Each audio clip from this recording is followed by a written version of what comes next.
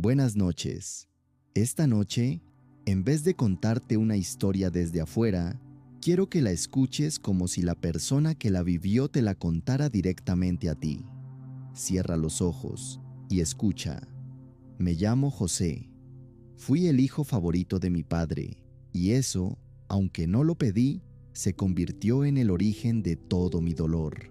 Mis hermanos me odiaban, no por algo que yo les hubiera hecho, sino por los celos, por una túnica especial que mi padre me regaló, por unos sueños que yo tuve, donde ellos se inclinaban ante mí.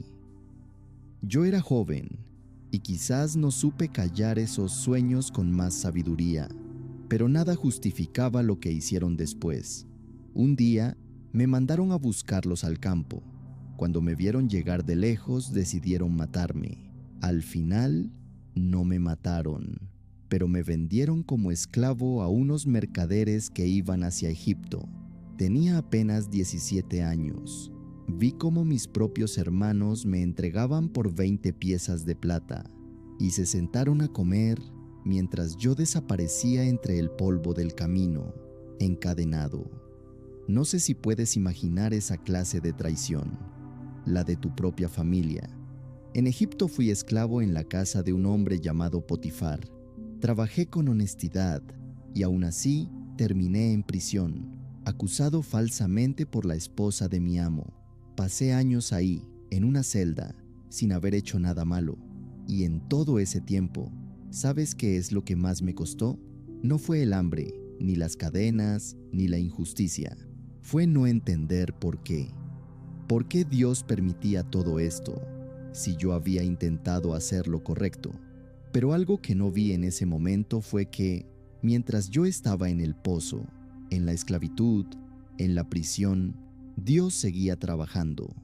Con el tiempo, por una serie de eventos que yo nunca hubiera podido planear, terminé interpretando un sueño para el mismísimo faraón de Egipto, y de la prisión, en un solo día, pasé a ser el segundo hombre más poderoso de toda la nación. Años después, llegó una hambruna terrible a toda la región, y un día vi entrar a mi presencia a un grupo de hombres pidiendo comida. Eran mis hermanos, los mismos que me habían vendido. No me reconocieron, pero yo a ellos sí. Tuve el poder, en ese momento, de vengarme de todo lo que me habían hecho. Nadie me lo hubiera impedido, pero no lo hice. Lloré delante de ellos y les dije algo que solo se puede decir después de haber entendido, con los años, que Dios estaba escribiendo una historia más grande que mi dolor. Ustedes pensaron mal contra mí, pero Dios lo encaminó a bien. Tal vez esta noche tú también cargas una traición, alguien que se suponía que te cuidara y te lastimó. Un tiempo de tu vida que sentiste como el fondo de un pozo, sin explicación, sin justicia aparente. La historia de José no te promete que vas a entender el porqué mientras estás dentro del pozo. Yo tampoco lo entendí entonces, pero sí te muestra que Dios puede tomar lo que otros hicieron para hacerte daño y con el tiempo encaminarlo hacia un propósito que ni tú imaginabas. Esta noche no tienes que resolver el perdón de golpe, pero sí puedes empezar a soltar el peso de cargar tú solo esa historia y dejar que Dios siga escribiendo lo que sigue. Padre, esta noche traigo ante ti mis propias heridas, las que me hicieron personas que se suponía debían cuidarme. No te pido entender todo el porqué esta noche.